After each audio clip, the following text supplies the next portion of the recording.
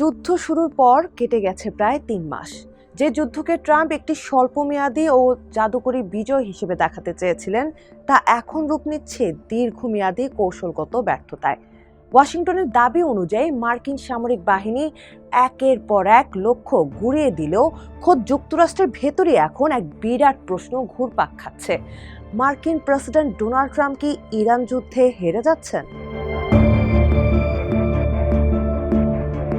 White হাউসের মুখপাত্র Olivia ওয়েলসের দাবি, মার্কিন সামরিক বাহিনী তাদের অপারেশন এপিক ফিউরিতে সব লক্ষ্য পূরণ করেছে। ট্রাম্পের কট্টর সমর্থক ও আমেরিকান গ্লোবাল স্ট্র্যাটেজিসের প্রধান নির্বাহী কর্মকর্তা আলেকজান্ডার গ্রের মতে, ইরানের সামরিক সক্ষমতা গুঁড়িয়ে দেওয়াটাই একটা কৌশলগত সাফল্য। ফলে উপসাগরীয় দেশগুলো চীনের কাছ থেকে দূরে সরে যুক্তরাষ্ট্রের আরও কাছে এসেছে। শুরুর দিকে মার্কিন ও ইসরায়েলি বিমান হামলায় দ্রুত ইরানের ব্যালিস্টিক ক্ষেপণাস্ত্রের মজুদ কমে যায়। তাদের নৌবাহিনী একটা বড় অংশ ডুবে যায় এবং বহু শীর্ষ নেতা নিহত হন। ট্রাম্প ভেবেছিলেন সর্বোচ্চ ৬ সপ্তাহের মধ্যে যুদ্ধ শেষ হবে, কিন্তু যুদ্ধ চলছে এর দ্বিগুণ সময় ধরে। জবাবে হরমুজ প্রণালী অবরোধ করে বিশ্বের 1/5 তেল ও গ্যাস সরবরাহ আটকে দিয়েছে তেহরান। পাল্টা জবাব হিসেবে ইরানের সব বন্দর অবরোধ করলেও তেহরানকে নতি স্বীকার করাতে পারেনি ট্রাম্প। উল্টো বিশ্বজুড়ে জ্বালানির দাম এখন আকাশচুম্বী। ইরানের বিরুদ্ধে হামলায় ট্রাম্পের লক্ষ্য ছিল 3টি: ইরানের পারমাণবিক পথ বন্ধ করা, মার্কিন স্বার্থের উপর হুমকি কমানো এবং ইরানি শাসকদের উৎখাত করা। কিন্তু 3 মাস পর পরিস্থিতি বলছে ভিন্ন কথা। গত জুনে মার্কিন ইসরায়েলি বিমান হামলার পর উচ্চমাত্রায় সমৃদ্ধ ইউরেনিয়ামের একটি বড় মজুদ এখনও মাটির নিচে অক্ষত।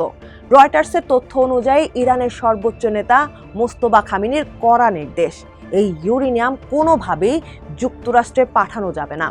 বিশ্লেষকরা মনে করছেন, এই যুদ্ধের পর ইরান এখন উত্তর কোরিয়ার মতো আত্মরক্ষার জন্য পারমাণবিক বোমা বানাতে আরও মরিয়া হবে। হামলায় পুরনো নেতারা মারা গেলেও ইরানের ক্ষমতায় এমন নতুন মুখ এসেছেন যারা পূর্বসূরিদের চেয়েও বেশি কট্টরপন্থী। হামলা চালানোর মতো যথেষ্ট ড্রোন ও ক্ষেপণাস্ত্র এখনও তাদের হাতে আছে। আন্তর্জাতিক বিশ্লেষকরা বলছেন, ইরান বুঝে গেছে মার্কিন হামলা সহ্য করেও তারা টিকে থাকতে পারে এবং বিশ্বকে কাঁপিয়ে দেওয়ার ক্ষমতা তাদের আছে। ট্রাম্পের চেয়ে বেশি অর্থনৈতিক দুর্ভোগ সহ্য করতে রাজি তারা। এই যুদ্ধ এখন ট্রাম্পের জন্য ঘরোয়া ও আন্তর্জাতিক দুই ক্ষেত্রেই বড় চাপ তৈরি করছে। যুক্তরাষ্ট্রে জ্বালানির দাম বৃদ্ধি ও জনমত নেতিবাচক হওয়ায় নভেম্বরে আসন্ন মধ্যবর্তী নির্বাচনের আগে রিপাবলিকান পার্টিও চাপে পড়েছে। তবে ট্রাম্পের সমর্থনে বিভাজন থাকলেও মাগা অনুসারীরা এখনও ট্রাম্পের পাশে আছেন। অন্যদিকে সমালোচনামূলক গণমাধ্যমগুলোকে রাষ্ট্রদ্রোহী বলে আখ্যায়িত করেন ট্রাম্প। সরাসরি এই যুদ্ধে যুক্ত হতে অস্বীকৃতি জানিয়েছে ইউরোপীয় মিত্ররা। এছাড়া চীন ও রাশিয়া এই সংঘাত থেকে কৌশলগত শিক্ষা নিচ্ছে। ইরানের মতো দেশ কিভাবে যুক্তরাষ্ট্রকে দীর্ঘ সময় ব্যস্ত রাখতে এবং সামরিক চাপ তৈরি করতে পারে। আপাতত যুদ্ধবিরতি 6 সপ্তাহ কেটে গেলেও ট্রাম্পের হাতে কোনো সুনির্দিষ্ট সমাধান নেই। তাই প্রশ্ন উঠছে, ট্রাম্প কি পারবেন এই কৌশলগত ফাঁদ থেকে নিজেকে বিজেতা হিসেবে বের করে আনতে, নাকি ইরান যুদ্ধই হবে তার রাজনৈতিক ক্যারিয়ারের সবচেয়ে বড় ট্র্যাজেডি?